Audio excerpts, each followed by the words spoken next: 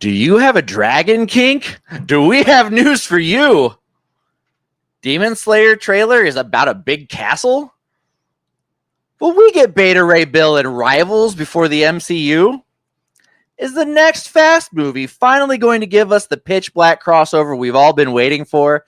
All this and more on Cutting Edge Hero Live!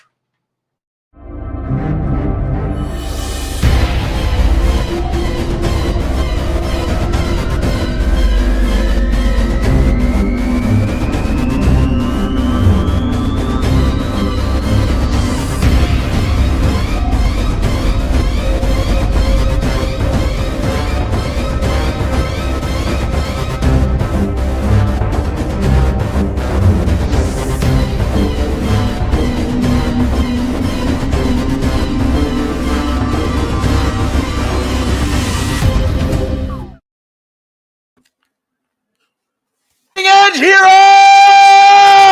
I am the Nerd King, Danny Stewart, your host for this episode of Cutting Edge Hero. Joining me today in the studio and on the internet, it is my co-host, the irreplaceable, the perfect, the gorgeous, the seductive Landon Felter. Landon, how you doing? I'm doing just fine, everybody.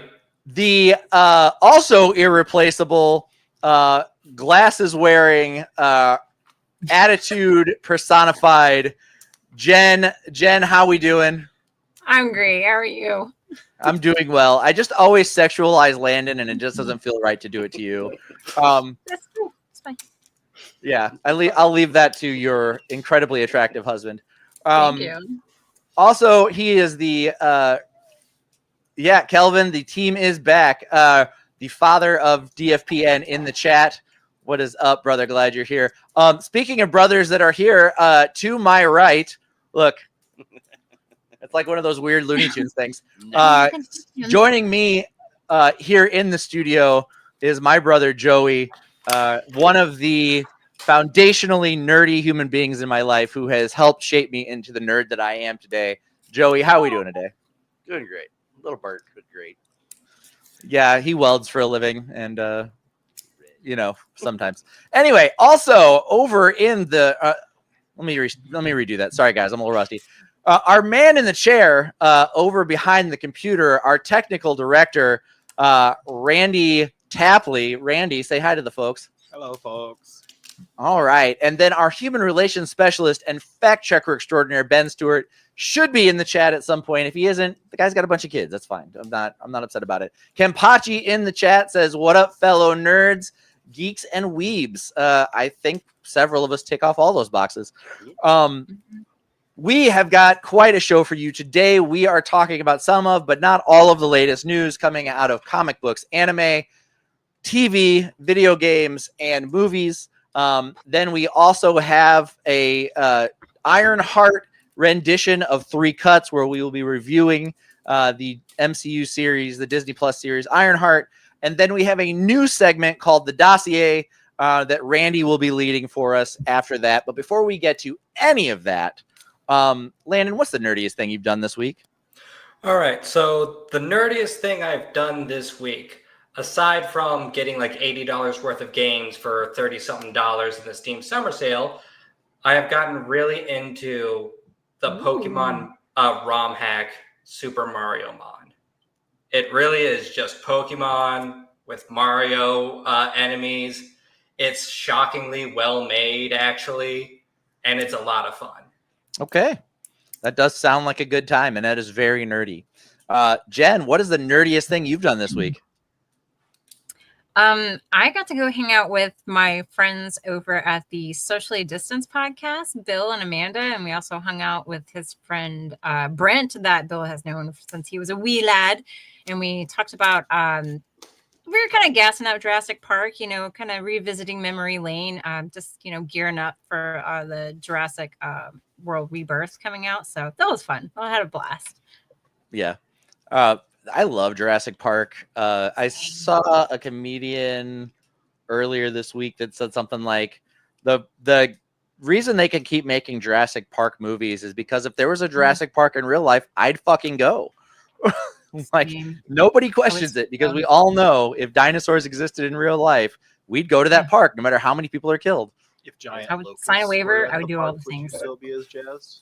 Well, Oh, you don't yeah. like locusts? Just giant ones that only buzz eat for around. certain crops. I know that my son Damien would be there faster than anyone else if there were giant locusts to be available.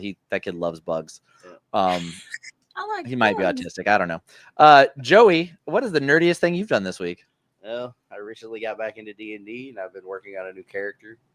It's a Dwarven Thief, actually. Kind of interesting to watch a dwarf be stealthy. Do you want to tell his entire backstory and the secrets that you've come up with for this campaign? Well, we don't have time. Randy, what is the nerdiest thing you've done this week? It's kind of what I've been doing the whole time is RuneScape. And then I spent way too much money on the Steam summer sale and haven't played any of them yet. I got your wallet Blueprints, which I've heard is awesome. It's like a roguelite and puzzle mystery stuff. Apparently it's super dense, and I'm excited to get into it. And then the newest Dragon Ball Z game finally was on a decent sale, and I'm very excited. Which game's that? Sparking Zero. Oh, yep, Sparking Z. Yeah. Kenpachi says, I want to ride around one of those bubbles from one of the Jurassic Hectology. Yeah, the little bubble things were cool. Little Have you bubble guys cars. seen the Tom Hardy? He's like the comedian, like sort of like a Weird Al, Australian Weird Al for like our time.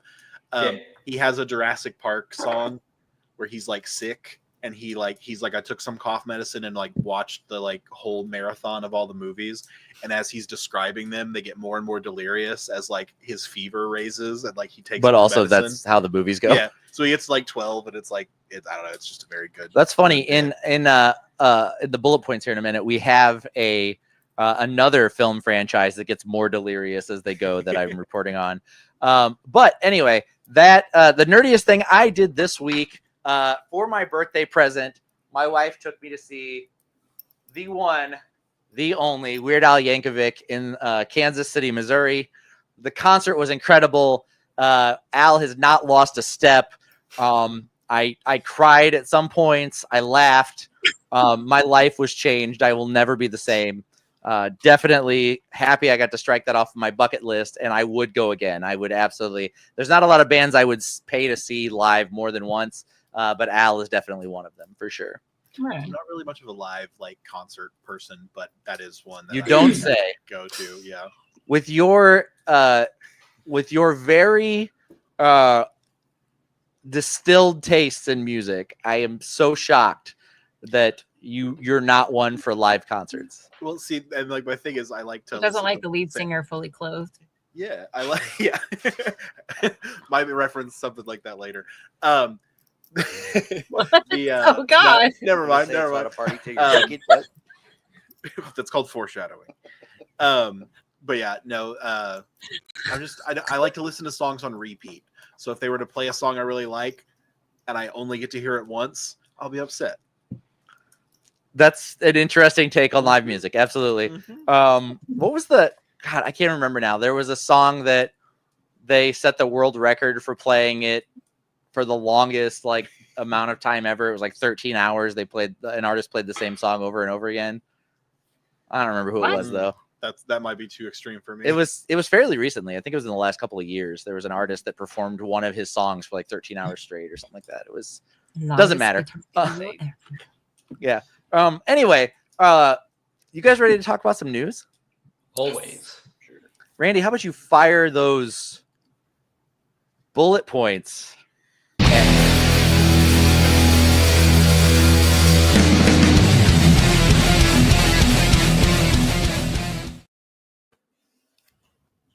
Welcome to the bullet points. We are talking about some of, but not all, the news from the Nerdosphere. First off, we are going to kick it off with some comic book news. We've got a sad bit of news for you. Yesterday, former Marvel editor-in-chief Jim Shooter passed away at the age of 73 after a long battle with esophageal cancer. Jim Shooter was the editor of Marvel Comics through the 70s. He got into the comic industry at 14 years old. He had a hand in the original treatments written for the Transformers, which his treatment didn't get used, but they kept things like Bumblebee was in the original treatment that has had a lasting legacy. He was also the original writer of Secret Wars and Secret Wars 2 from the 80s. But yes, he had a long tenure with Marvel, and a lot of the modern Marvel that we know spun out of Jim's time with the company. So rest in peace. F in the chat for Jim Shooter, a legend, gone too soon.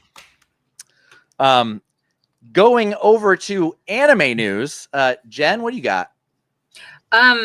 Well, is anybody jonesing for Freyrin? Because I am. So Freyrin Beyond Journey's End manga has been on an extended staycation. They went somewhere, we're not really sure. But they're coming back actually today, July 2nd. They released a new set of manga. The hope of many fans is that Freyrin will continue to put her efforts into fulfilling her former comrades, friends, dying wishes. And I think one thing for sure is we can expect more of an emotionally charged journey ahead of her. What do you guys think? I think so.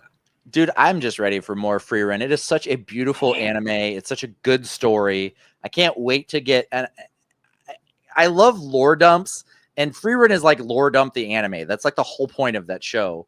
Plus, it has good character development, good modern storytelling for their modern era in there, and I can't get enough of it. I love that series. Same. Landon, what are you thinking?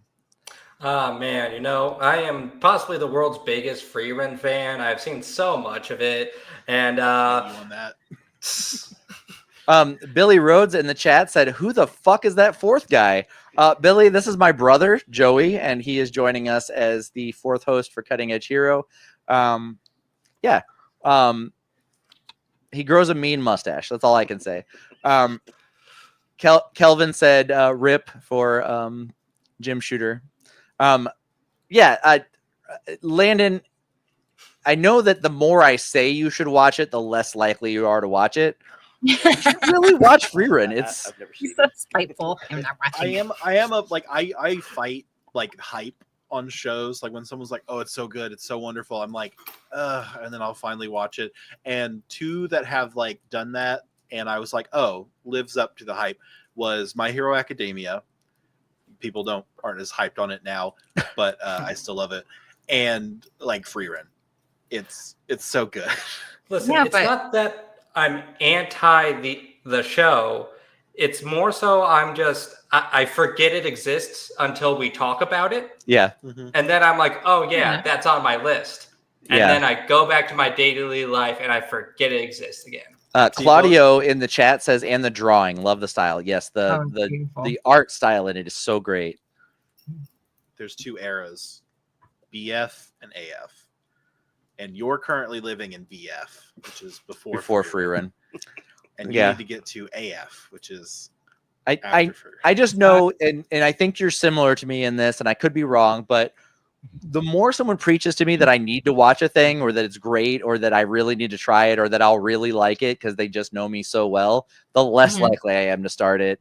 I've mentioned it a couple times, but I have never watched a single episode of Dexter because my former best friend was up my ass about watching Dexter because he was such a huge fan that I have never seen a single episode, nor will I.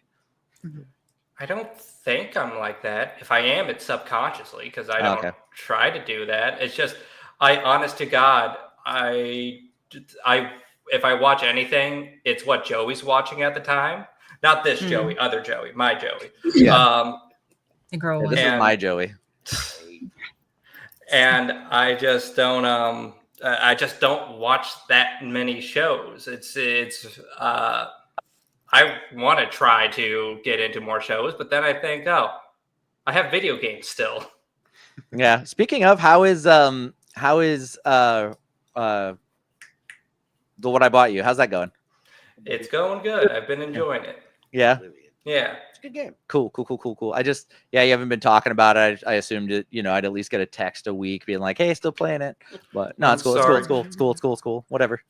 Fine. I will post the pile of mountain lions I killed in the chat. Oh God. You wanted this, right? Nope. I immediately regret this decision.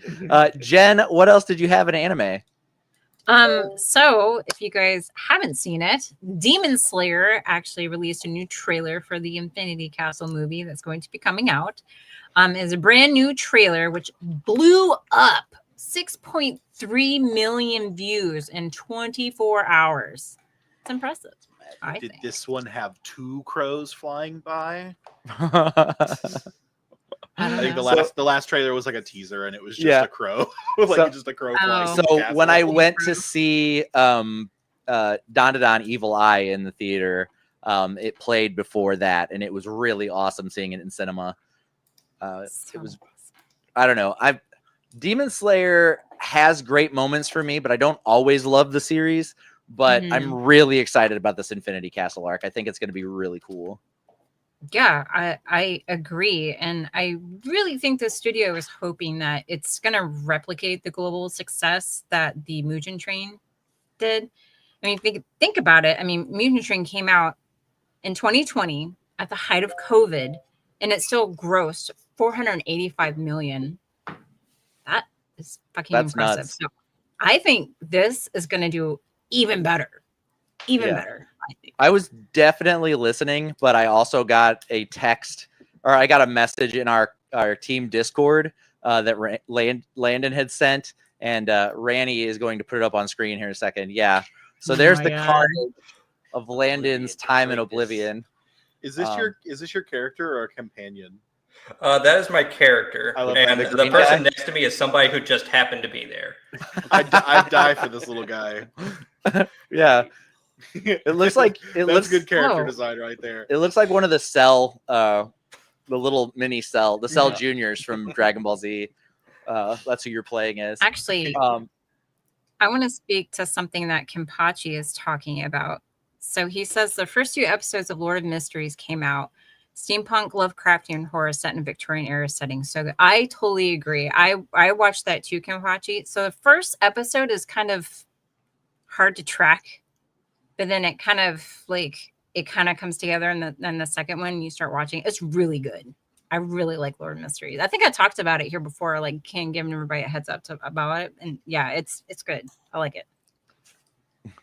I heard about that like just today. Is that the one that's like is it a manga or like a web comic? It was a manhwa, right? Before it's I think it's a web comic. Okay. Yeah, I think it's a webtoon or whatever that they did. Mm-hmm. So Billy really missed me. We are 20 minutes into the show, and he has busted my balls. But yeah. Why do I have a crown-looking thing with a 2? I don't know. I have no idea. I don't see anything like that. So maybe it's because you're an anniversary follower of Cutting Edge Hero or something. Then it was a 1. Okay, never mind. Anyway, all right. Moving along from anime news, in television news, and Jen, you're going to be particularly excited about this. The showrunner for Amazon's proposed 4th Wing series, based on Rebecca Yarros' Empyrean romantasy series, has left the production. Maura Wally Beckett has abandoned the series with a rumor that Joe Schaefer, creator of WandaVision and Agatha All Along, may be in line to pick up the torch. Oh my god! They started production on this in July of 2024, and they have yet to make any movement on it. But they are now on, I believe, their 3rd showrunner for it, and the hope is that Joe Schaefer will be the guy to bring it to screens. So get ready for all of the hot, steamy dragon leather sex that 4th Wing is about, and dragon sex, and yeah, and cool glass knives or glass daggers, and a main character whose knees won't stay inside their joints. Like, I've read it. I've read the Empyrean. I'm current. Say, have you read this? Yeah, like, yes, I'm current. Very, yeah, specific. Yeah, dude. I read Onyx Flame. I was like, what? Why is this is so? What is happening in the story? Like, I could not care less about the developments in the story. And then it ends on a total fucking cliffhanger. And I was like, now I want more. I was like, why am I reading this? And now I'm like, please, when's the next novel coming? Rebecca Yarros, Jesus. Get on it, ma'am. Get on it. Thank you. I know. But anyway, Claudio, my friend Claudio from Spain, says that top commenter is what your crown means, Billy. Yes, you better keep talking shit. And then Kelvin says that's dope. Agreed. I am an avid follower of all of the Bezgaiath drama, and yeah. So we have figured out what the crown meant on your thing, Billy. You're welcome. So what do you think? What do you guys think? Any other romantasy readers besides Jen and I? I don't read enough. Jen, what do you think? I can tell you're excited. I am super excited. You know, I don't get too scared when showrunners drop off because I kind of wonder if they're just not driving or jiving with the with the author. Because I mean, that's one of the things I noticed with like Sarah J. Maas and then and now with Rebecca Yarros. Maybe they're not like, no, you're gonna tell my story in the book. Like, we're not gonna deviate from certain things. So I actually get even more excited. It's like, good, don't let them like turn that into like fucking garbage. Like, I think I've ranted about this before about other books that they've made. Like Wheel of Time. Let's try to let's stick to the story as much as we possibly can. Like, let's not have like shit actors in there. Like, let's get good people. Like, good, stand firm. That to a good book series. Let's be fair. Aragon isn't good as a book prior to being made into a TV series. I agree with Billy. Let's talk more about this whole dragon sex. Okay, so I've heard that like this is one of the like romantasy like on a scale of like 1 to 10. Where does this fall?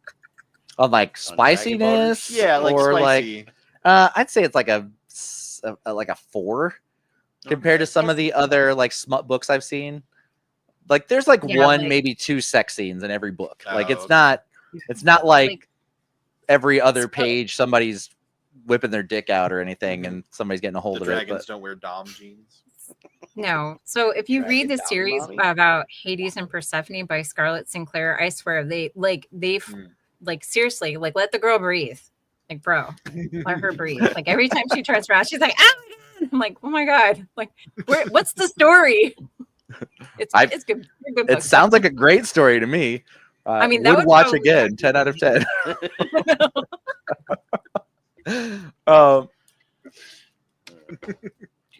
You said let's not get shit actors.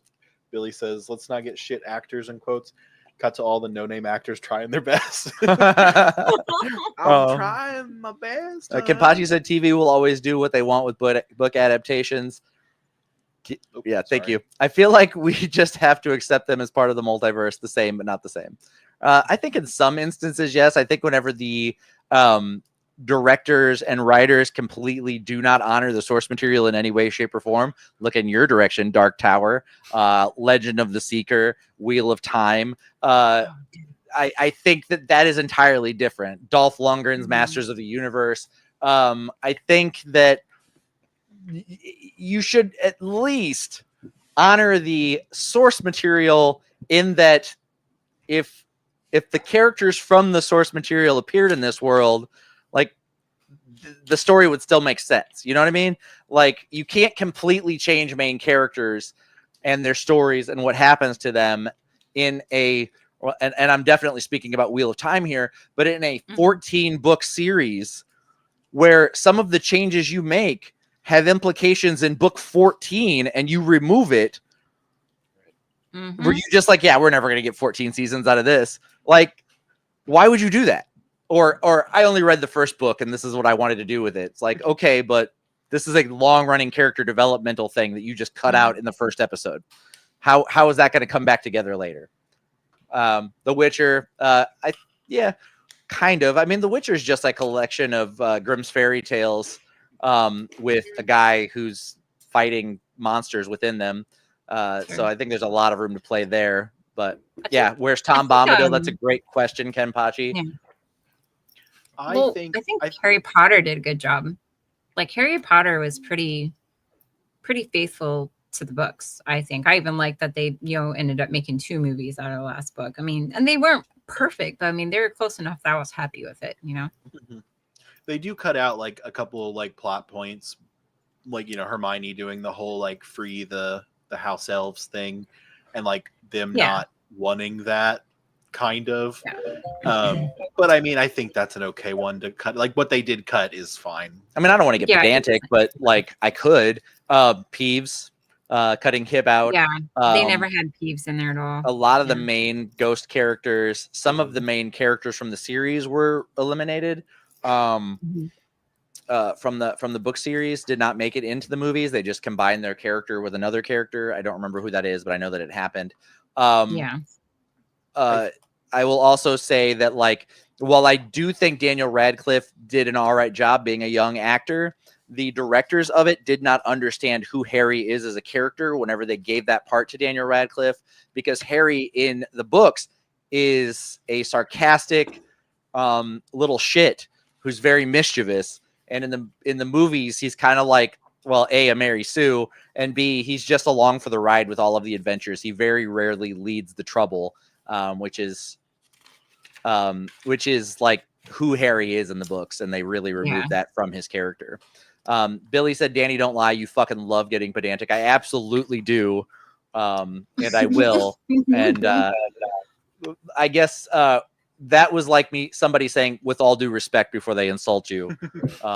I don't want to get too pedantic. I absolutely do want to get pedantic. I do feel like, like you said, Rebecca Yarrow is like pulled out of the like process, right? Is that who you said? No. The showrunner has left. Rebecca Yarrow is still very much on board with the. I was going to say, because I know, like, Grant Morrison doesn't like any of the adaptations of his work, like not at all for it. And it's like, I think sometimes people will write a book or like make a piece of media or like, whatever content they create, and then it gets picked up by like, oh, we're going to make this into a TV show. And they get very like excited and be like, oh, yes, awesome. This is awesome. And then they get to the point where it's like, well, we're going to cut this, like that doesn't need to be in there. And they tear your work apart to the point where you are like, don't like you're out of it now. Claudio said justice for Ginny's personality. Absolutely. Yeah. And I think people like go into it being like, yay, I'm getting a show, and then they kind of get the Grant Morrison feeling afterwards, where it's like you do see that, and I think that there's people who will like take their name off of work because they're like, I think this isn't my story anymore. I think some of our creators have gotten to where they fight a little harder for it now because they're used to that happening. Notable examples: Oda with the live action One Piece was like, they have made so many shitty live actions of an anime or a manga that I'm going to be the executive producer on this, and it will be at my behest who gets to and doesn't get to do things. And you can tell, compared to the other anime live actions, not that it's like Oscar-winning material by any way, shape, or form. Billy said, wait, are we talking about the Harry Potter TV show? No, Billy, we definitely are not. Another notable example of this is Brandon Sanderson. I know I never mentioned him at all, guys, but Brandon Sanderson is so adamant that his characters be made correctly that several different studios have picked up and tried to get the rights to Mistborn and Stormlight Archive to make a television series or a movie out of it, and they cannot deliver a treatment to him that he feels good enough about to sign off on. So he's on like the 5th studio that has offered to make his books into a movie or a TV series, and he just still is like, no, you guys, you don't get it, and I'm not gonna agree to it till it's right for me. So good for him. Yeah. He's gonna make his own production company, I guarantee it. Gentlemen. That's funny. League of Extraordinary Gentlemen, a notable example of an Alan Moore property turned into a terrible movie. A movie so bad that it ended Sean Connery's career. They played it so many times on FX, and I've watched it so many times. Yeah. Poor Sean. Yeah. Yes, poor Sean Connery, the notorious womanizer and definitely not a good dude. But anyway. Billy said it's almost as if storytelling in TV is different than storytelling in books. Well, I've got 7 seasons of Game of Thrones that say that it is possible to take a book series and make it good, and 1 season of Game of Thrones to make it to prove that it's also possible to make it absolute shit compared to the source material. So, you know, it could go either way, Billy. It could go either way. But anyway, moving along into video games. Landon, what do you got on the reload? All right, Billy. I know you were really upset about me missing the notes or me missing reporting on the Cyberpunk 2.3 update. So just for you, I asked CD Projekt Red to delay it so that when it does come out, I will be on the edge. I will be right here for it. No need to thank me. No need to thank me. That was nice of you, Landon. Yes, but it has been delayed as of right now. It was supposed to come out last week, Thursday. They said it needs a bit more time. But moving on. The Nintendo Switch 2 has sold 5 million consoles in its first month, overtaking the PS4 as the fastest selling console. So Dramatic pop. that is a really, I did assume there was more news coming, which is why I didn't say anything immediately. Right. That is a great indicator that you should definitely have enough product at launch to satisfy your buyers, Right. and not try to create a supply and demand issue the way Sony and Microsoft have done with their last 2 system releases. Yeah, I mean, Nintendo accidentally caused that with the original Switch release. And this time they were like, nah, we have a good idea that we're going to sell a lot. So we'll get a lot out there. And boy, were they right. 5 million. 5 God. million in 1 month. That's a lot. Yeah. Crazy. I don't think I could sell A lot of 5 money. million of anything. Me neither. I bet you could. I could think of You know something. what? I am a nurse. Yes, I take that back. In one trip to the sperm bank, I could sell over 5 million of one. Yes, I'm with Get you, out of my Jen. head. I knew where you were going. I was like, actually, Talk about pedantic.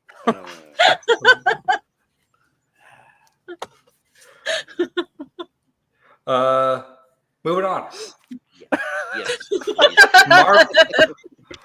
Marvel Rivals devs have confirmed that they are licensed to turn any characters from Marvel from the past 85 years into a character in their game.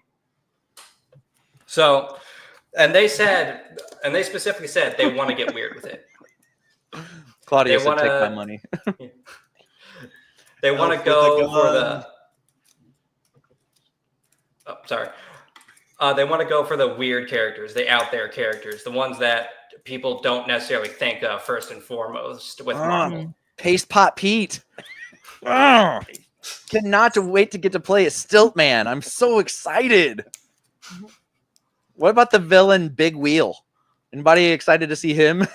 He's Rival- he's in the cover of this article. Is he? Is he? Yeah. That's awesome. Good God. Yeah. But yeah, if your favorite isn't like one of the top characters from Marvel, there's still a chance they might get in. Who So we knows? have a chance that we may see a Howard the Duck. Nice. I think that's exciting. Definitely need that. Oh dang it! I was gonna say there's a character that's like a living street, but I think it's DC, isn't it? That is DC. Danny That's the Danny the Street is Street. what Yeah. From I was the like, we're gonna get a street. from the Be a tank. what's the name of that comic? I don't know. That was the TV series that had Doom Brendan Patrol? Fraser as a robot. Doom Patrol. Doom Patrol. Thank you. Yeah, Danny the Street is from that, which also Alan Moore comic. Yeah, so I think that's awesome. I think that I want them to get really weird with it, like really, really weird. I think there's a lot of characters in the annals of Marvel Comics that could make fun characters to add to the game. I also would like for them to take characters that make sense to just make another skin of them and make that possible. Like, it'd be so easy to give us an Elektra skin for Psylocke and have Elektra, but it just be the same character. Like, I think that exists and it's out there. Like, there's no reason why we can't have an X-23 skin on top of the Wolverine skin and just have the hitboxes be the same size, like, or Dakin, or, you know, there's a litany of characters that could work for. You know, like we could get a Hulk Vereen and just use the Hulk skin, but then, you know, make the, you know, maybe on that one make the hitboxes a little bigger. What about Amalgam Ooh. Universe? Yeah, Marvel yes, Amalgam absolutely. Universe? I think that's the thing they need to release is the Amalgam verse, so that we can get a super soldier who is somehow worse than these two characters separately. I have a feeling Fortnite might beat them to that one. That's a good idea. Yeah, that's a good point. Has Peter Griffin ever been in a Marvel comic? No, he is not. Landon Welsh, you got in video gaming news. Final bit of news, ending on a positive note with an asterisk. Stop killing games. The petition I told you about last week that was at 450,000 signatures out of 1 million has had a huge jump. Okay. For just a quick reminder of what it is a petition to make it law that game companies cannot leave their online only games in unplayable states. Either they have to allow players to make their own servers or allow players to access single player content when offline once they shut down the servers. Or a third option that just hasn't come up yet. Yeah. Last we talked, they're at 450,000 signatures out of 1 million. As of last I checked, which was about 10 minutes ago, because it seems like the site has actually crashed, they were at 900,000 signatures. Oh, that's close. Getting there. Yeah. Getting there. Yeah, they are getting there. The deadline for the EU petition is tomorrow, and the deadline for the UK petition is in like another week or so, I think. But I think the UK petition is actually way closer than the EU petition. Okay. Yeah, so they're making great strides right now. Whether or not they'll hit that mark, who knows? I'm sure there's enough nerds. Billy's, yeah, there are, and it's definitely possible that within minutes they could get 100,000 signatures as opposed to a day. Right. You know, as we've seen with like Kickstarters funding for like $4 million in day one. Justin Quick said, "Hey Danny, what is up, Justin Quick? Glad you are in the chat." Kempachi says, "Gotta run, folks. Have a great night. Fun hanging out." All yes, Kempachi, we love seeing you. We will catch you next time. Billy Rhodes said, "Third option idea: games that don't need online shit should function without access to the internet." That's Correct. Also valid. Yeah, that is also valid. Yeah. Yeah, I should be able to buy a physical copy of a game and it be playable. Mm-hmm. I think that's a very realistic expectation. 100%. Yeah. This whole thing has just caused me to further realize that people do love procrastinating. Yeah. Well, I know there was some dude who was like a streamer and he was like pushing hard against it because like he was like, I don't like the way that it says this and this. And then like the reaction to that, like basically boosted a bunch of people to go sign it because they're brought attention to it. So I mean, like he doesn't like it, but like he helped it get to where it is. His reaction to it, a lot of people watched the video and was like, well, he got this wrong about what the petition is trying to do. He got this wrong about what the petition is trying to do. He got this wrong about what the petition is trying to do.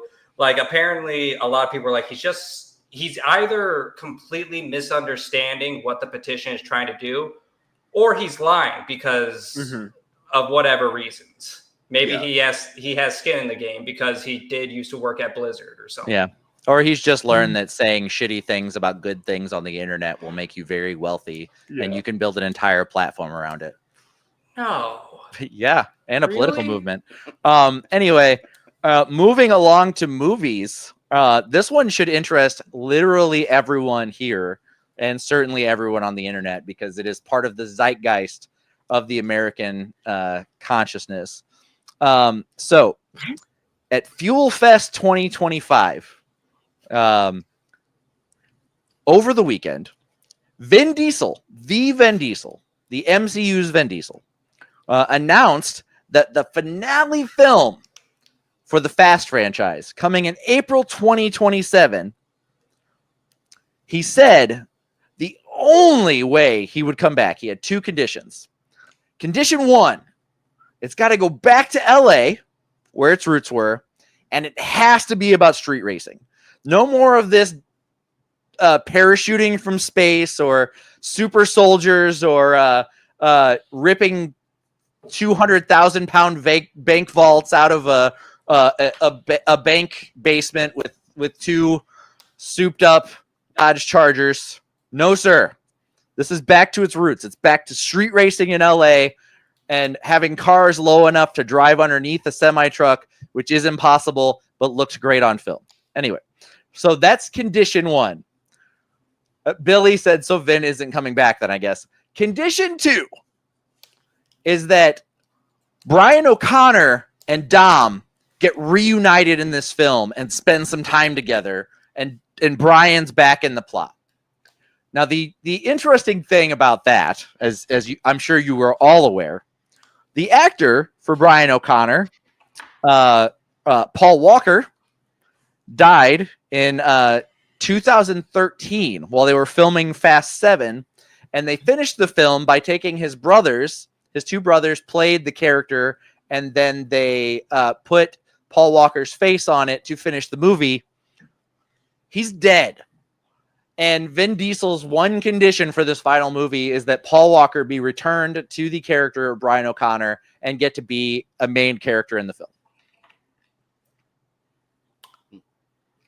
Dead man walking. Or dead man acting. Why? But why? I don't know. I don't know. It's a weird decision. You know, you would think that Billy, despite the obvious handicap of being dead, Thomas Edison is still inventing. You would think that out of respect for Paul Walker and Paul Walker's family, that they would have just let the send-off from Fast 7 be the send-off for the character and just be like, yeah, he's still alive out here and, you know, he's doing things. But no. Well, that's never been what Fast and Furious has been about, right? Right. Like family. Well, yes, it's about family. It's absolutely all about family. But also, every character in the Fast and the Furious franchise who has died, with the exception of that one guy that gets gunned down in the first movie, he never came back, who has died in the franchise has returned at some point, and it turns out they weren't really dead. And I think Vin is confused, and I think he believes that if they cast Paul Walker in this film, he will return from the dead. That's the only, the only explanation I've got. That's so horrible. They're going to unburn his body and put his head back on and put him back in the film. I don't know. Lightning's going to strike Danny, move away. I've got courage. We're good. He's going to burst into flames in a minute. Because I don't know what other explanation there is. Like, why would he think, like, let's just spend a shit ton of money on CGI for a dead actor so that I can satisfy some story thing that I came up with on my own? I mean, they've done it so many times successfully where they make a character who's passed away to come back, and they always look great. So having him as like a mainstay would probably work, right? Yeah, absolutely. Just like Grand Moff Tarkin showing up in Rogue One. So, yeah, totally. They can do it like the Deadpool Wolverine scene with the skeleton running around. But I mean, is he just going to have one of his brothers play it? I mean, yeah, they'll probably skin Paul Walker's face onto another actor's body, whether that will be his siblings again, or just a very soft focus, or another actor.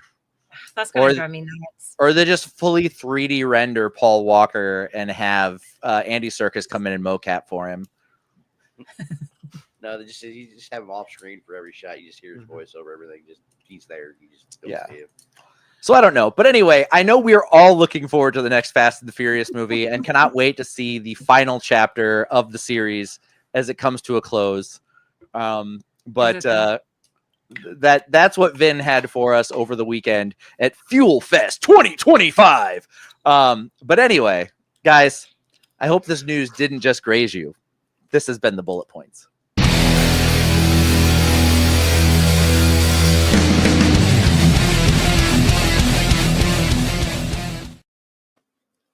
You've all recovered from that blistering hot news. Welcome back to the show. Now we are going to do 3 cuts. This is where the title card for 3 cuts would be if I had not been so lazy and had created one. It's coming. Don't worry about it. It's a work in progress. But today we are reviewing Ironheart. How many of you have seen this 6-episode miniseries that was put on Disney Plus? I am on episode 5.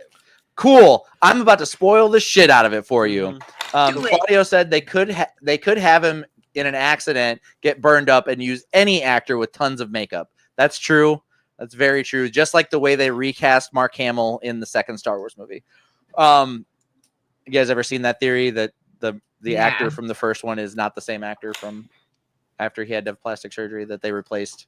Well, Mark Hamill? they probably fired him after he got off the plane, X-wing, whatever, and yelled, that was "Carrie!" great.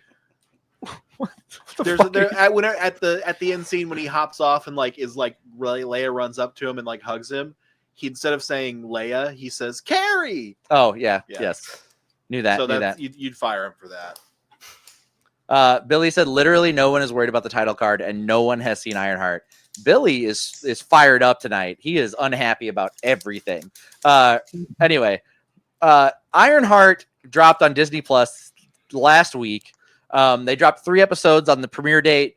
They dropped 3 episodes yesterday, or today, I guess. So first cut, the good. The good of this series is that finally, and spoilers for literally everyone sitting here, spoilers if you're listening, spoilers if you've been a fan of the MCU for any amount of time, especially through phases 4 and 5, they finally delivered the name that we have not been able to keep out of our mouths for every single MCU and Disney film that has come out in the last several years, Mephisto. Dormammu. We have finally gotten Sacha Baron Cohen as Mephisto on screen in an MCU property. He has arrived. The devil is in the details.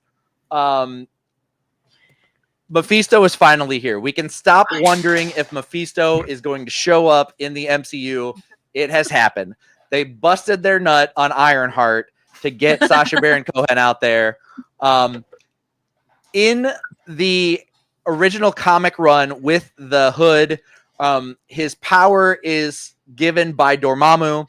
They mentioned Dormammu. They made a reference to Dormammu being the source of the Hood's power, and then they bait and switched it, and instead Mephisto showed up. They make it pretty obvious. Yeah. Because they're like, oh, remember this guy, whatever, he had a bunch of purple on his eyes, just like this thing that I, as the character explaining this, haven't seen.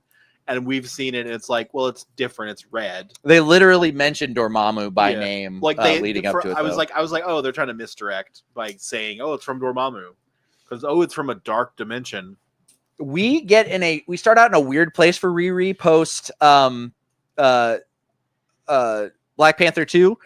She is just getting kicked out of MIT, getting expelled for selling test results and notes to other students so she can fund her Iron Man armor tech. She gets expelled for plagiarism because she's doing other people's work.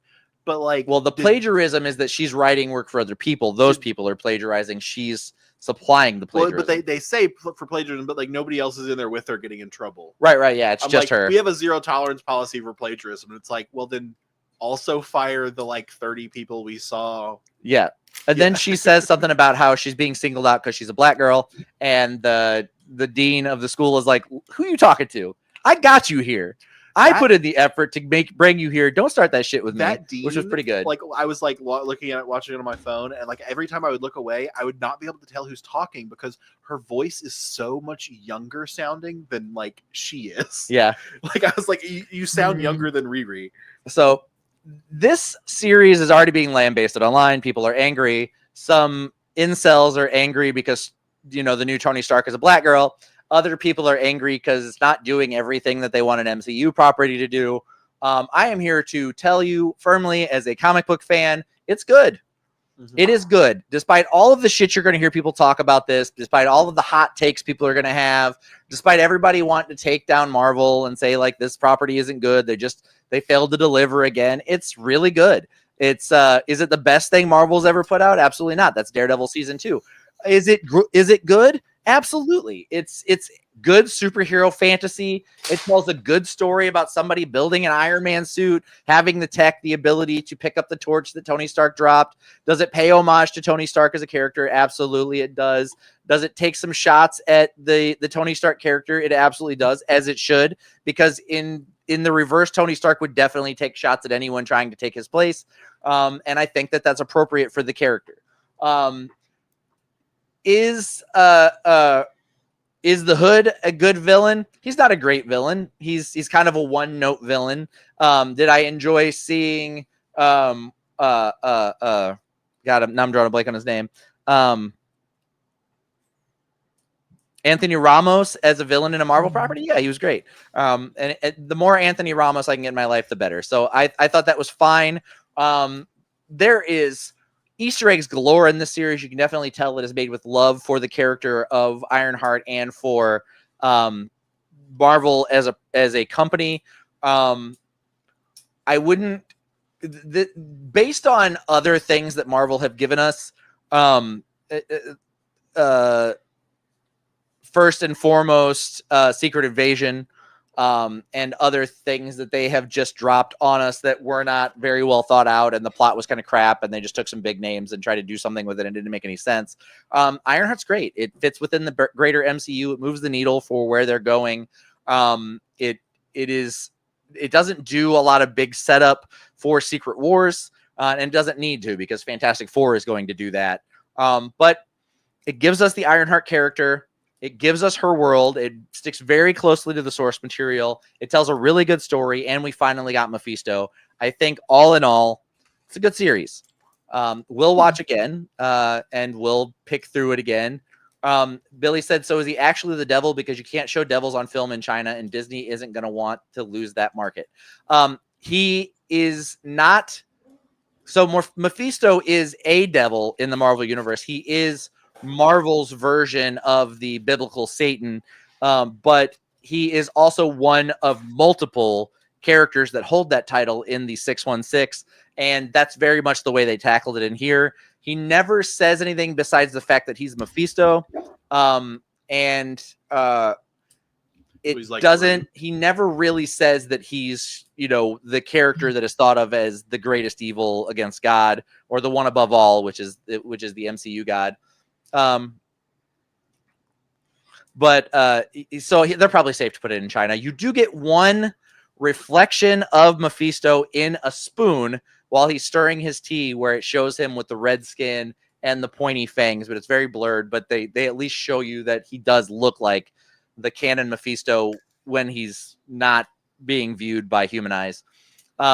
Billy lambasting me. He says, the Hood a good villain? No. That one character whose name I can't remember any good. Yeah, 10 out of 10 would watch again. Billy, I suck with names. I think that's canonically true for every episode of Cutting Edge Hero. It doesn't mean that I didn't like the character. It just means my brain sucks. But moving along. So that's the good. Anybody, Randy, you've kind of seen some of it. What do you think? I really liked what I've seen.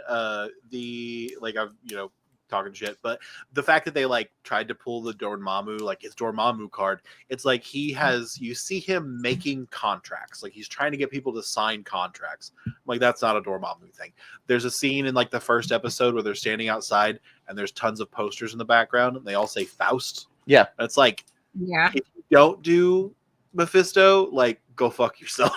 So we knew he was cast on yes. Well, I mean, it's been rumored that he was cast, but that's been coming for a while. It was rumored in Multiverse of Madness.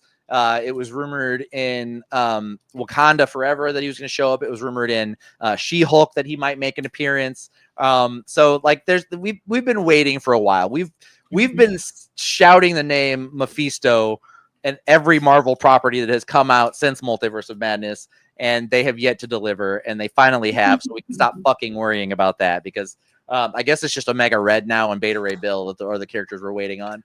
I really like the crew that they have. It's they do heists and stuff, and it's a fun crew. It's a very diverse and 2025 crew. I really like the actor Zoe Tarakas. Yeah, they were in Talk to Me, and they're in this. They're one of the what are the siblings? Twins? Yeah, whatever I don't remember what they call them. The blood twins. The blood, yeah. But they're really good in this. I like them. They're not like a huge part of it, but like the parts are fun. So like whenever I saw them, I was like, I know them. They're from Talk to Me, and I love that movie. So I'm really excited that they're You in love it. Talk to Me? Yeah. I did love Talk to Me. Did you not? I love it. No. Oh, I like Disappointment. It was disappointing. It was Oh, weird. Anyways, I won't shit on it. I was yeah. just like, really? Okay. I liked it. I mean, the ending I thought was a little bit weak, but I thought it Yeah. was fun. The ending. But yeah, the show in general is really fun. I didn't have like super high hopes for it, but I like the characters, like the interpersonal stuff. There's a couple which we'll get into, like I'm sure with like the bad. There's a couple things where the writing is like, oh, she's a genius when it's convenient for us, and other times she does very silly things for plot reasons. Yeah, so let's move along to Yeah. the second cut, the bad. The bad is that for a character that is supposed to be incredibly smart and incredibly capable and incredibly on Tony Stark's level, Nightmares and Nerdscapes in the chat. CJ, what is up? Glad you're here. For a character that is supposed to be on Tony Stark's level for intellect, Riri Williams makes some of the dumbest decisions I have ever seen a human being make in my entire Tony life. Stark also makes pretty dumb decisions. Tony makes dumb decisions out of arrogance. Riri does not make dumb decisions out of arrogance. Riri just makes really fucking dumb decisions at different points in the show. She's a goddamn genius with the ability to make Stark tech. And she decides to join a gang and do crime so that she can fund her research. Is there not a single other company in the world that wants to modify and create Tony Stark level tech? There absolutely is in the MCU. Some of them are good. Some of them are bad. A lot of them are military. They would have all been seeking her out to buy her Tony Stark tech off of her that did not require an arc reactor even. CJ said she's a teenager. Yeah, she's a fucking teenager that graduated high school at 13, graduated college at 15, and went to MIT before she was even an adult. Yeah, she might be young, but also people would be beating down her door to get the tech that she has. She also interned in Wakanda with Shuri, learning how to use Wakandan tech and use vibranium. Just that piece of information that she has that Wakanda is not sharing with the rest of the world makes her one of the most valuable assets in all of the Marvel universe, and nobody's leveraging that, and they know she did it. It's lazy writing to begin with. And secondly, it was like, well, she's an inner city kid. Let's have her do crime. So lazy and stupid. And they were like, well, that'll give her a reason to work with the Hood. He could have just been a fucking villain that she was trying to stop. I agree. It is very lazy writing because like they even address it where it's like Xavier, like her, they're friends, and then her spit it out. Her friend's brother, and maybe love interest, can't really tell, but he says something like, why don't you work for Stark Industries? Like they would hire you, and she says, I want to make something. Blah blah blah blah blah blah, and it's like that's not well written enough as a good reason. I was like, write it that she doesn't want to be under someone's thumb. And then they also talk about the Wakanda thing. Hold on. But they say in the episode that when they're talking about that, she says, well, I started an interspecies war in another country and nobody wants to work with me. Are we forgetting the history of rocket science in the United States? Do we firmly believe that this girl who accidentally made a mistake and caused a war with Atlanta is probably less likely to get a government military job than the Nazi scientists that helped start the missile program in the United States? No, not at all. It's silly. It's silly that they jumped through these many hoops just to keep Riri from being able to use her genius to make the money that she needs to design the technology that she wants, whenever realistically in the MCU, at least AIM should be knocking down her door. And they're not. Like, nobody is. She goes home to Chicago and nobody ever confronts her or asks her to come work for them besides this criminal organization. It is lazy writing for a character like Ironheart. And it's sad because she's a genius. Like, she's not kind of smart. She should be able, like, It would have made more sense for her to create a program that steals pennies out of every Fortune 500's company over time and makes her a billionaire than it would for her to start doing crimes. And she definitely has the ability and the tech because she creates realistic AI in her mom's apartment using what is essentially a MacBook Pro.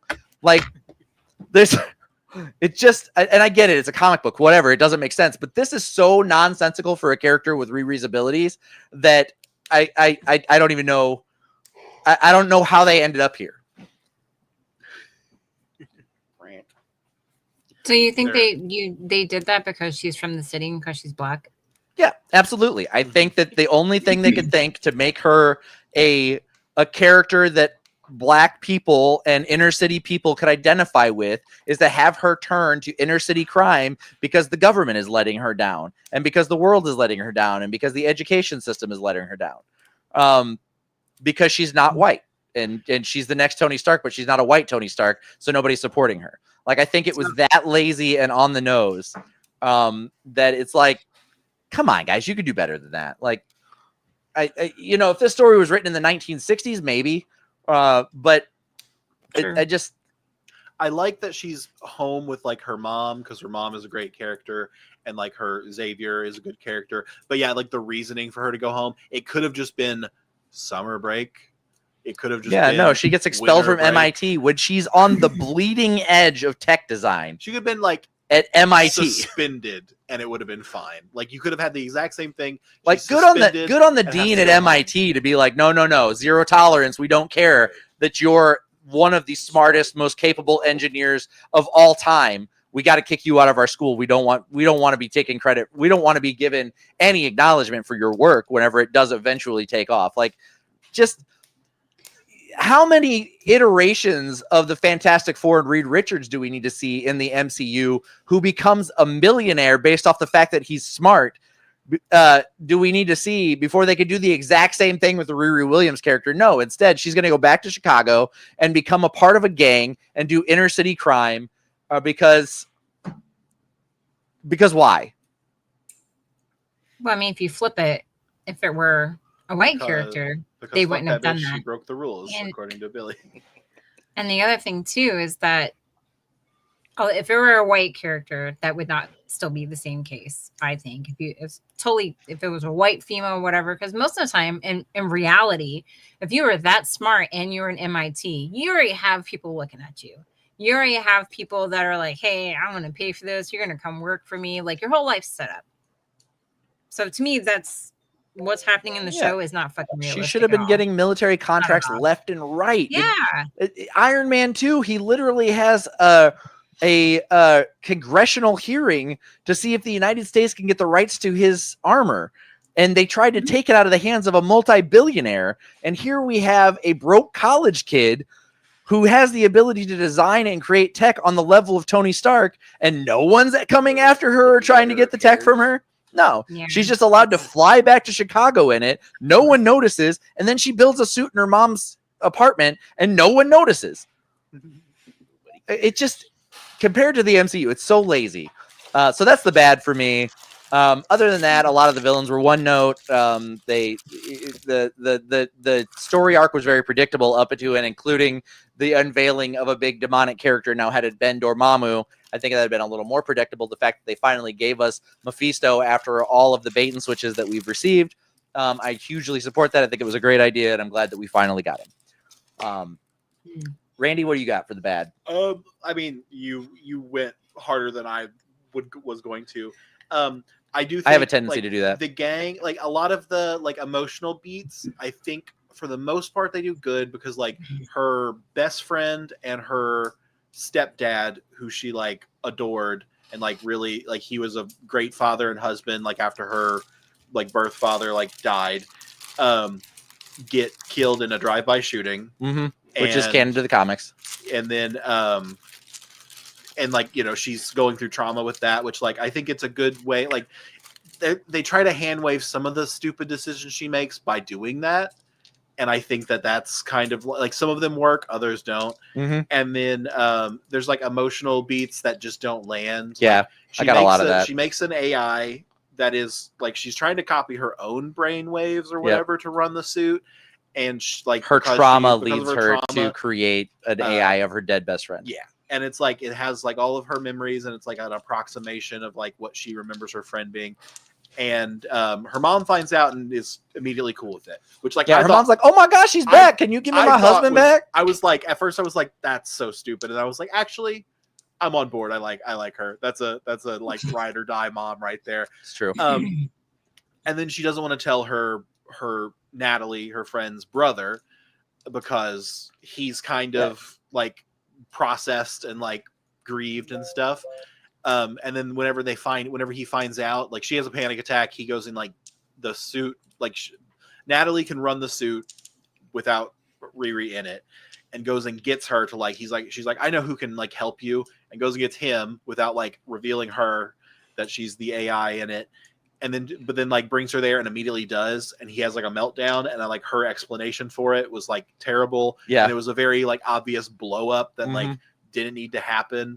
And I was like, because like she goes and gets him, they do a very poor job of representing. And he walks Hold off. on. They do a very poor job of representing her trauma-induced anxiety attacks and how they happen, because it's like, she'll be like in a scene where people are getting killed and blown up in front of her and she's fine. And then she gets like kind of a stressful day at home and she'll have a full-on fucking fall apart and panic attack. And it's like, okay. I mean, like, she hasn't been like the lowest stake situations. It like just like like the fact that her trauma involves like gun violence is crazy. That like she's cool with that. But then but like I think like trauma can like hit at random times. But whenever it's like directly the thing that you're traumatized by. But and then the crew that she joins, they're like, oh, like we're such good friends, blah blah blah. And then like they like almost immediately when they're told to like go after her are just like, fuck yeah, let's get at it. And I'm like, Hood tells them that she killed another member of the team, and then they're like, oh no, like, well, that's our family, we got to deal with it. But also they did one of those things that I hate, which is like they met and 10 minutes later they were like family.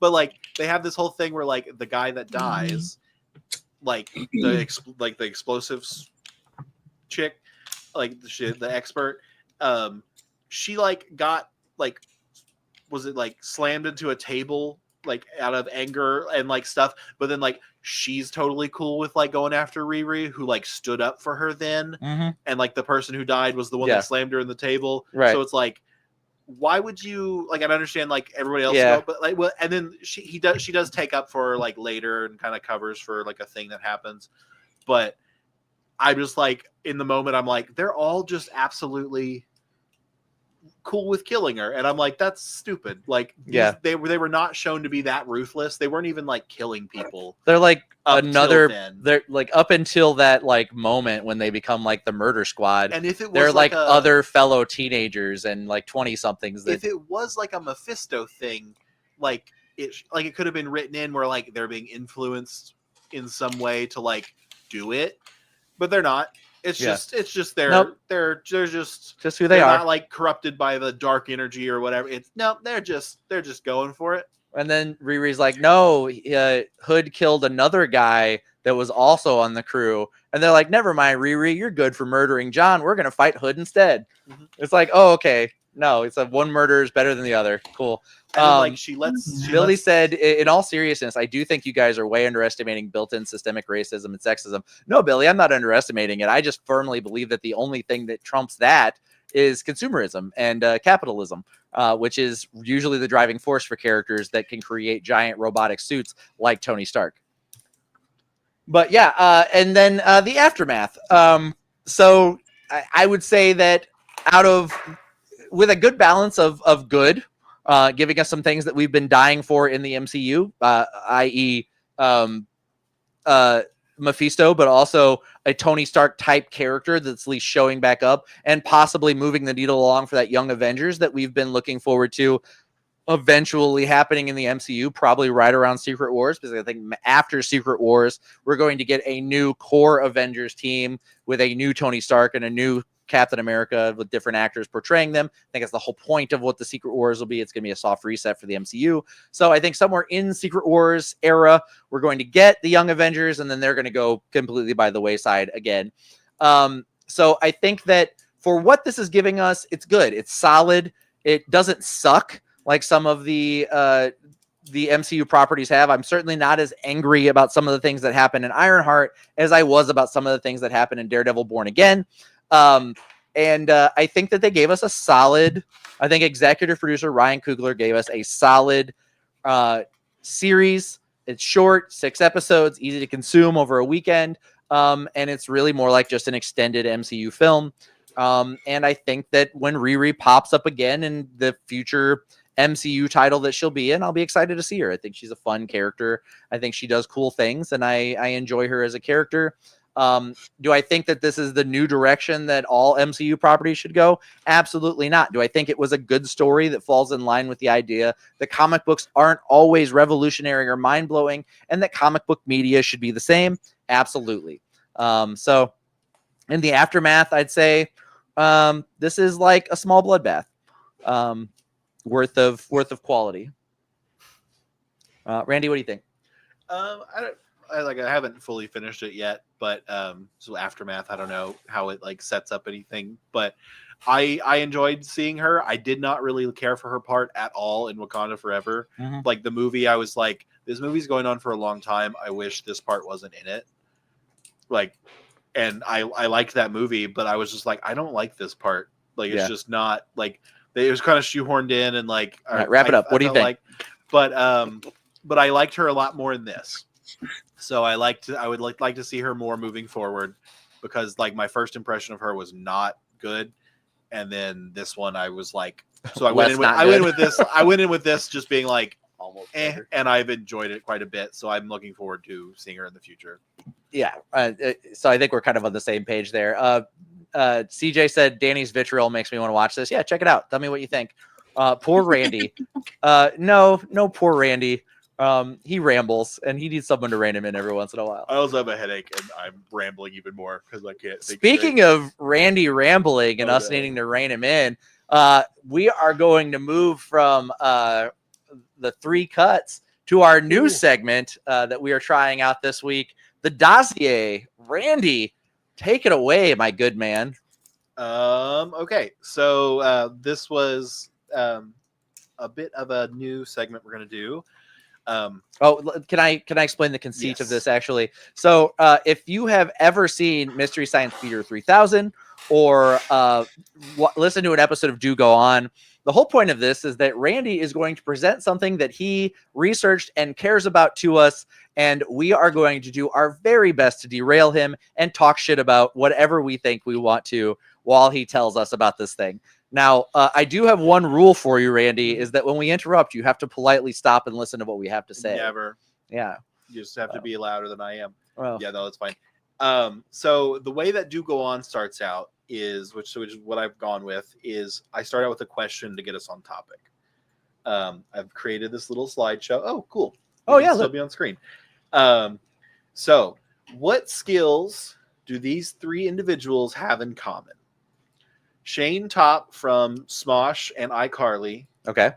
Mei Chang from Full Metal Alchemist Brotherhood, and Ida Clawthorne from The Owl House. What do they have in common? They're all like, They all have hair. They all turn into giant owl demons if they don't have their tonic. I also love Smosh. Space Boy says I love Smosh. So he might be able to get this, but I think all 3 can draw perfect circles. Oh no, the gifts might not work. Oh, that makes me so sad.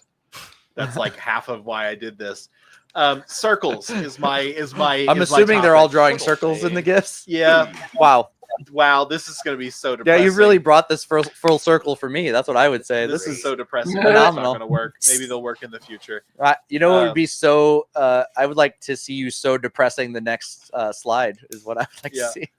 More specifically, magic circles, which Shane doesn't do magic circles, but magic circles. Maybe he does. Yeah.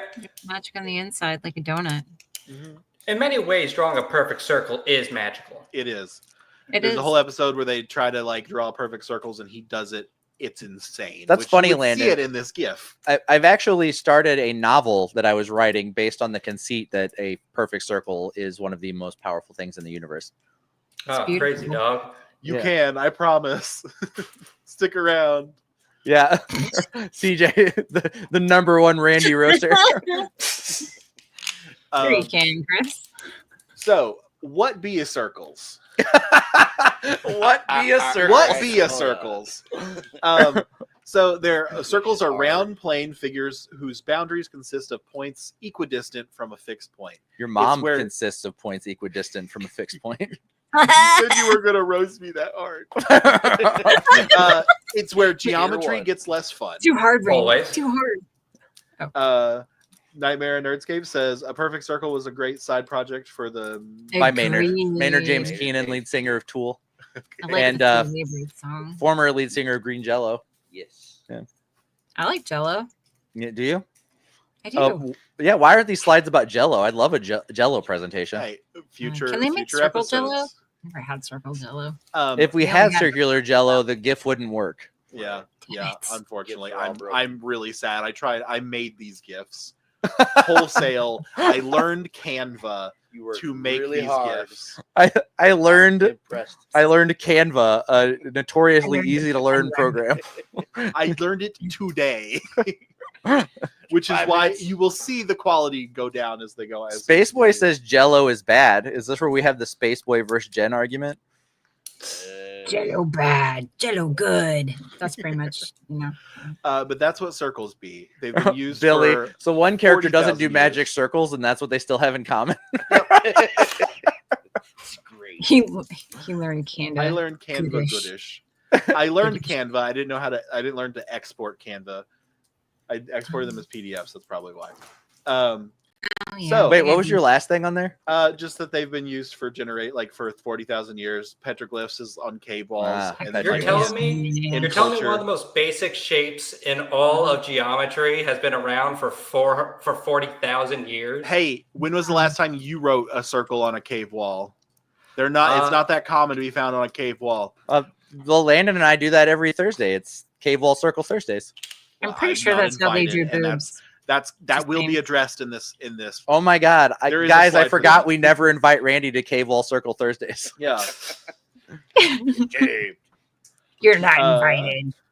But friend, why circle gooder than pointy shapes? Round shapes. See, wait, that's not circle. I do want to say, Randy, before you get any Okay. further into this, and maybe this is something you're going to talk about, the finest edge on any knife or point is in effect actually round. There is no such thing as a flat or pointy shape. So are you saying a circle is gooder than pointy shape? I don't know. Let's find out. I would agree if that is what you're saying.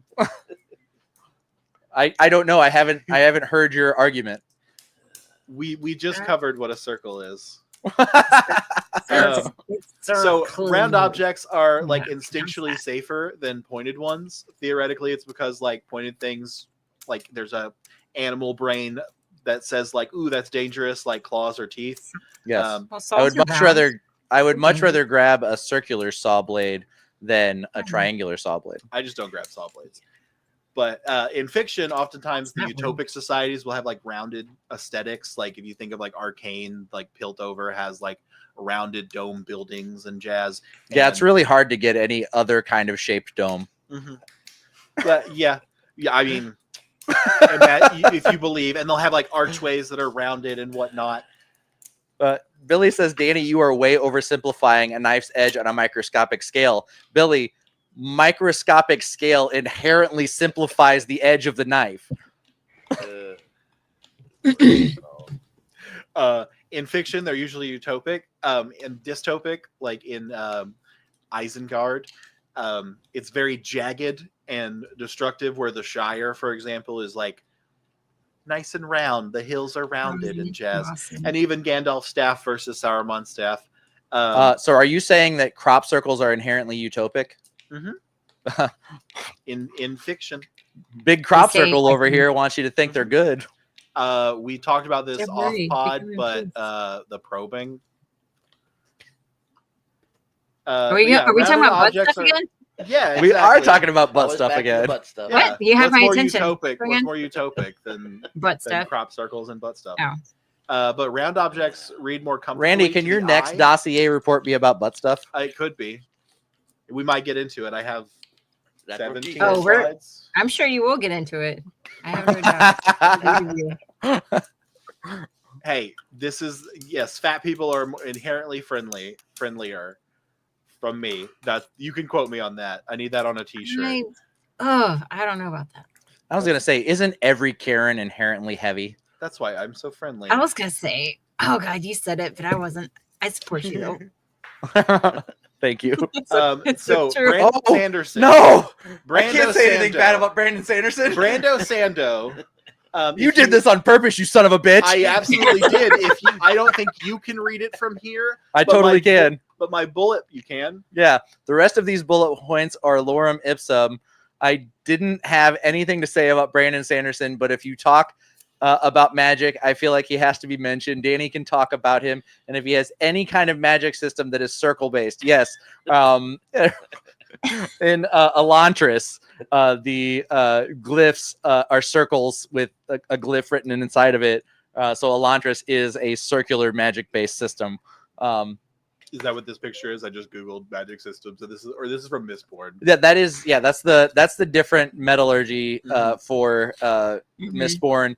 God damn it, Randy! You have used my own interest against me. See, the way that this was going to work Girl. was I was running out of time, and I was listening to a Brandon Sanderson 101 thing that he does, and it was a one on magic systems, and I listened to half of it at 3.0 speed, which he talks so slow and doesn't cover a lot quickly. It's a whole lecture, so he's being fun. I mean, he is a professor. It's what he But does it was for a at living. 3.0 speed, and I could still That follow bottom what he message was is saying. Great. Brando Sando is fantasy Dean Koontz. I don't know if that's blasphemous, but yeah, No, I listened to it's- half of it. CJ subscribes to that. I don't like Brandon Sanderson's prose criticism. You just So ruined my joke. yeah, I was gonna say I listened to at 3.0 speed, and I didn't like his prose. So if circles are magic or some stupid shit or whatever, then why bother with discovering math? You don't need it. Magic. If the gifts were working, you would love this. yeah, I'm sure I would. Probably. Yeah. Naturally, The fuck is circle that? best Owly. magic system.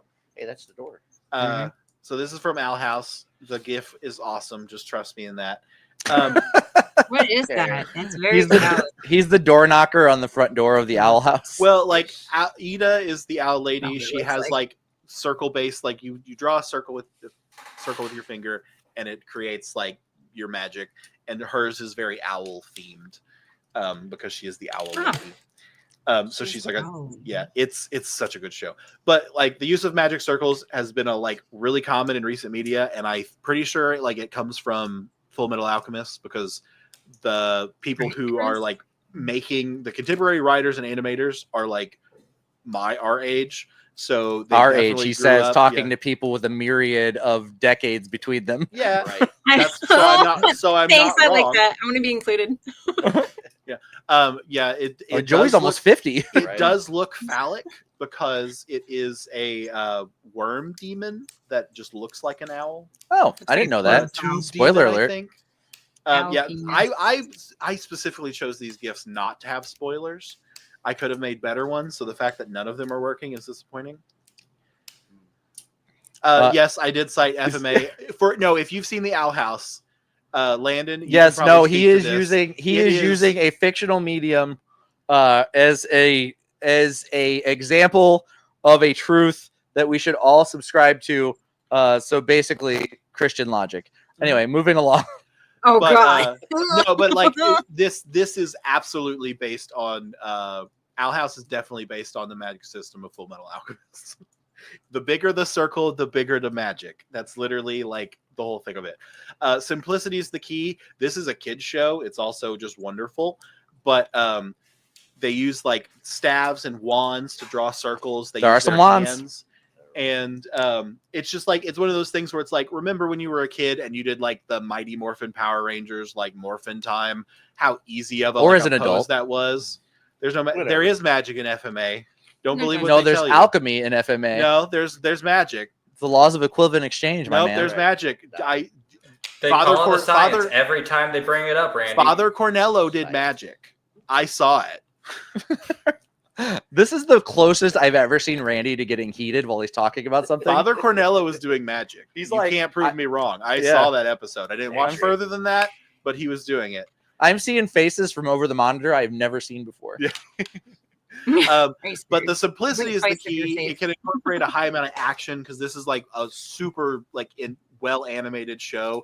There's points where the animation just skyrockets. Talk and about it's terrible amazing. animation. I started the Dead Cells cartoon, the anime. It's like a Oh, Spanish or something. I don't know where it was originally made. I started that yesterday. It's 10 episodes at 10 minutes a piece.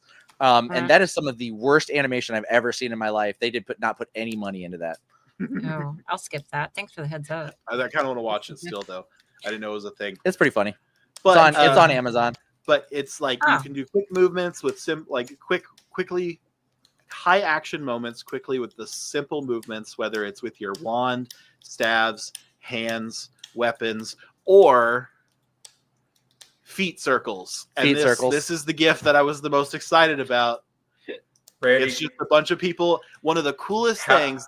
What? how worried should I be right now? Well, here's the thing. When I was Elmo making this, there. I just had feet. Feet And I was videos. like, okay, Great. these are all He's one of those women guys. drawing things with their feet. And so I added circles, so I'm good. Only one of them is barefoot, if that helps. But only one of them's Pay got for their that one. grippers out. CJ said, is it Uzumaki bad? No, the animation is way worse than Uzumaki, like way worse. And he said, or your demon worm knocker. No, the Billy demon says, worms- show feet circles or get the fuck out. Yeah. Well, here's what. There's one here that is her bare foot in the top left. Oh my God. I guess we but- should have posted this to OnlyFans. Yeah. Right. Yeah. Hopefully we don't get not copyright. I mean, struck. we're already an explicit show, well, so what are they going to do? guidelines, We start with a whatever. TVMA warning. We're Landon reviewing Tarantino. literally guaranteed some sexual activity on the show the first time we used it. So Tarantino did pop into my mind whenever I was making this. I want to hear that story. It's I think that's I basically the whole story. I knew this would be the slide that I had to fight for my life from.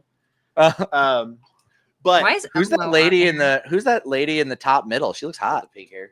she's from Castlevania Nocturne. Okay. Ah. Have you not seen it? No, but I know what I'll be looking for on Okay. Pornhub later. Oh, okay. Is that Elmo? I on the don't bottom? remember her name, but she's Ugh. awesome.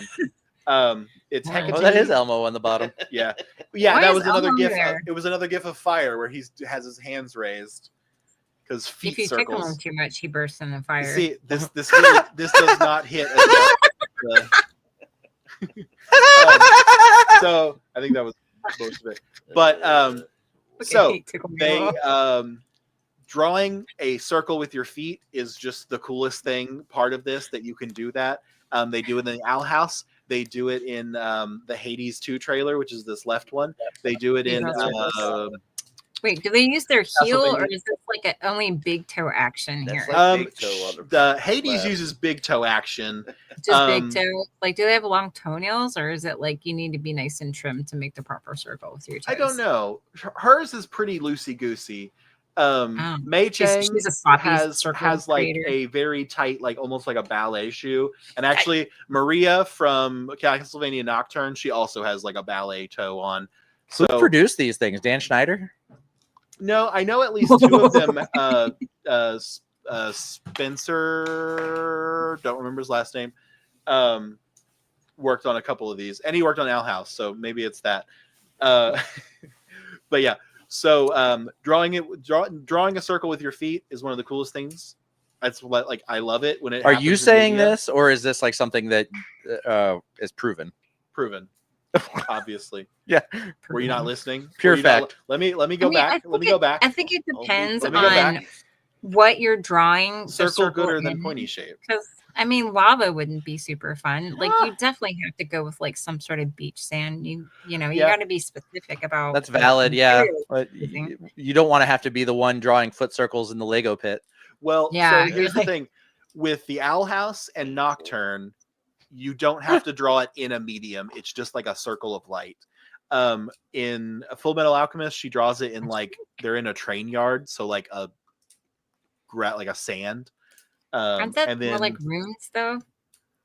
well, she only draws like a circle and like the star, so it's pretty simple. They don't have to do. She doesn't have to do like the real intricate stuff. You mean a because it's pentagram? alkahestry.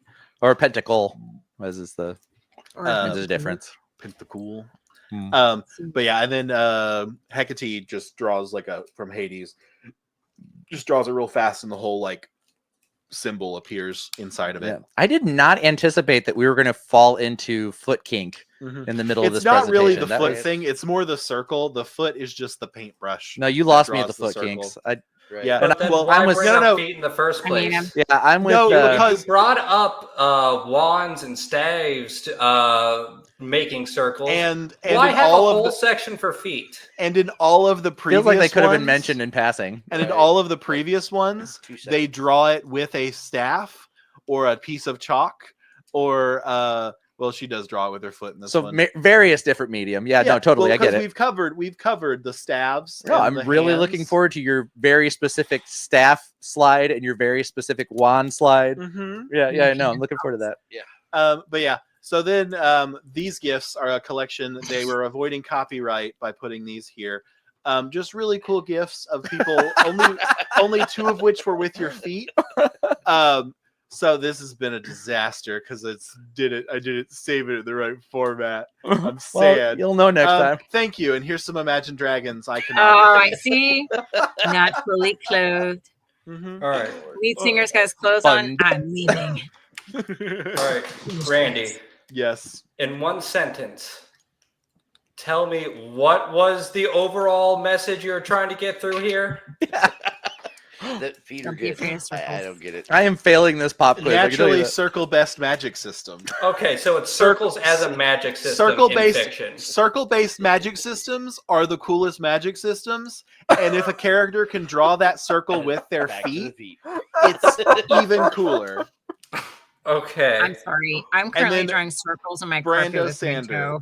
I'm trying See, to get my and circle perfect. wouldn't So it be exactly? Wouldn't it be so cool if when you did that, you could do magic with it? I'd be I'm unstoppable. pulling up Canva. I'm getting some of these gifts to show. Oh you my 'cause God. they're cool. No. I will be taking questions if anybody has them. Not about feet. I think Well, there goes all mine. Yeah. On our next dossier, the triangle. What's the point? should just That's go a good circles. one, but circles are better. So Triangle-based magic system. Mid? To be continued. well, Bill Cipher is a character that's And a triangle. That's all I don't really have anything That's else true. besides that. Yeah, so there are people who would say I do magic with my big toe. I bet they do, CJ. And Billy said, this has been the most awful thing I've seen produced on YouTube in a long time. And that's saying something. Are on the wrong side of YouTube. So yeah, no, I think I understand your premise that the best magic magic systems are based on circles. Like I cookies, rats. See, this struggle this guy with gets it. your premise in that you listed some good things, but you didn't list inherently powerful magic systems alongside those good things. Says the person who hasn't watched all of the Owl House. I'm working on it. The I'm answer working is on it. stockings. The Owl, it So, was yeah. very Owl House heavy and very Nocturne heavy. Have you seen Nocturne? I'm not. And I've I'm the one getting the heat. well, I wasn't the one giving a report on it, to be fair. Yeah, Right. I Um, was assigned this. Billy Rhodes said, so are feet better when they have socks or stockings or just bare feet as God intended? Now we're asking the real questions. Randy? Well, see, I think you have more control barefoot, but it's more of a comfortability thing.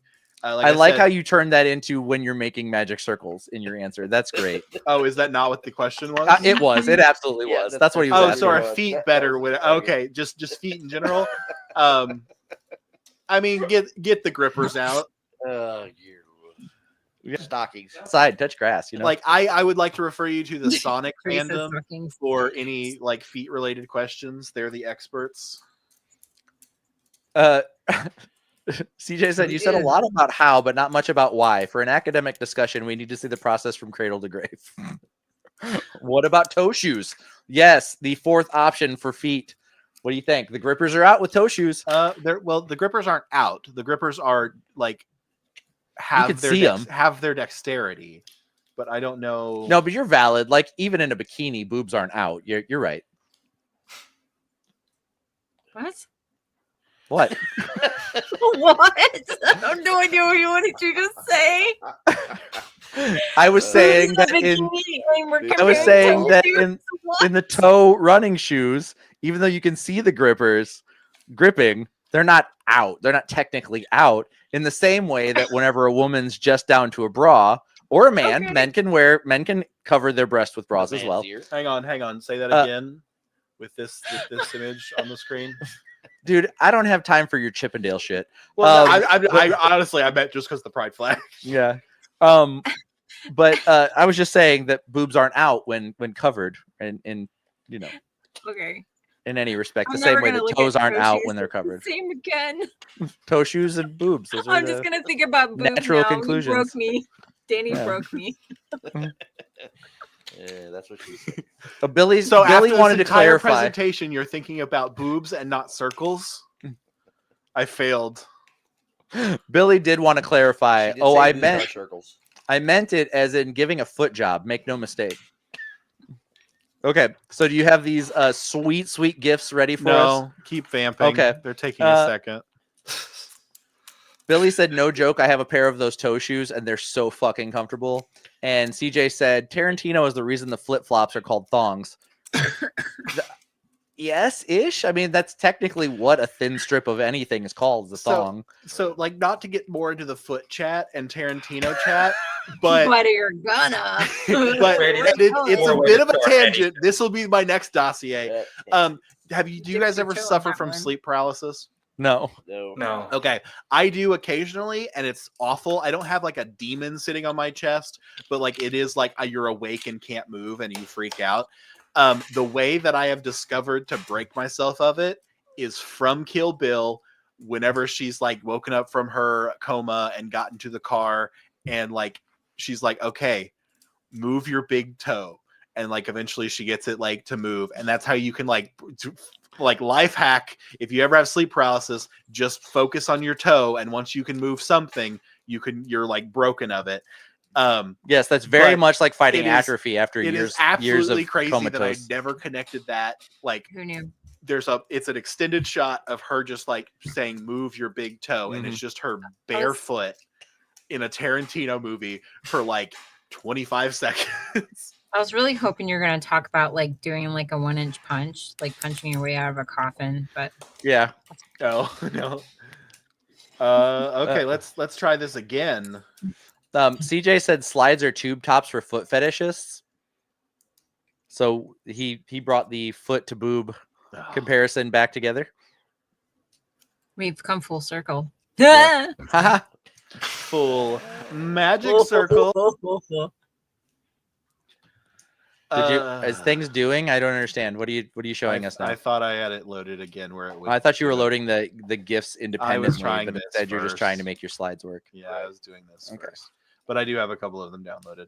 I'll just do the highlights. Circles to ring. Yeah, we need these sweet gifts you spent all this time making. Yeah, I learned how to make them today, and they're too Whoops. big. And they're, That revisiting? file's a bit too Okay. large. and they're too big. Maybe just do one at a time. Well, no, I think they are just all too big. Oh, it's been a failure. Yep. Yep, they're all too big. Okay, you'll know for next time, Randy. Well, That's what he said. I enjoyed this segment. I think we could do some more with this, and I think Randy's going to figure his gift game out. So you guys can probably look forward to seeing the dossier come back around. Randy, thank you. Yes, he's the tech guy, right? Yeah, that is his job. He is the technical director. I just took the open roll. I was gonna say, I will say my expectations for this position are incredibly low, and Landon did set the bar very high when he had the job. So Randy's just kind of filling. He's not just filling a spot. Randy is incredible. Let me. I don't want it to sound like I'm shitting on Randy. Randy is incredible, but also this was our first time me doing when the this. cameras aren't on. He Sean Connery's me when the cameras aren't on. Yeah. Oh, Yes, I God. do. And you can take that to mean whatever you want. Honestly. But yeah, I like this, and we'll probably do the dossier again. But anyway, this has been the dossier. They're all too big. That's Keep trying okay. to add them, they're all Put too big. them in the general chat on the Discord after the show is over, and everybody can see them in their Giphy glory. But anyway, that does it for us this week, guys. Great show. Thank you for joining us. Thank you for chatting. We do have one hanging comment up there that I can't see just yet. Oh, two even. If Randy would be so kind to show those to the rest of us. Maybe you should know when to stop, Randy. No, that's not necessary. And maybe Billy said, like, really quickly. Oh no, Billy said, I think to be fair, everyone on the stream should show their feet. And then he said, like, really quickly. This is the soft launch of our Patreon. You don't get those for free. You don't want to see my feet. You don't get really those don't. for free. They're You gotta freakishly subscribe weird. To the footsie, to the gripper tier on Patreon. My niece Serena is saying bye. Love you too, kid. Have a good night. To the rest of you, this has been a great show. We had a lot of fun. Thank you for being in the chat. Thank you guys for keeping the show lively. Joey, do you have anything you'd like to say to the nice folks? Nope. Okay, cool. Randy, you got anything you'd like to say to everybody? It was a good presentation. The gifts just didn't work. Yeah, look forward to seeing the dossier again over an entirely different topic that we're going to ruin Randy's life over. Jen, what do you got to say to the nice folks? Thank you everybody for showing up. I had a blast as always. Love calling this home. Yeah, Jen will be hosting the show next week. She's in charge. Thomas Stewart said, "That's my daddy." I think he's talking about Randy. And then Landon. No, that's Joey's son. Landon, what would you like to say to the nice folks? Play us out, Landy. Just like always, thank you all for coming. Thank you all for making some noise in chat. Every week we do this. We talk to the cameras. We rattle off our random ideas and thoughts. And you all paying attention and joining us is what makes this a show. Otherwise, we're just gone. Otherwise, we're all just talking to thin air. So thank y'all. Yeah. So for all of us here at Cutting Edge Hero, you have been great. And we've been Cutting Edge Hero. Jesus Christ. And we've been Cutting Edge Hero. See y'all. Delicious hard Bye. today.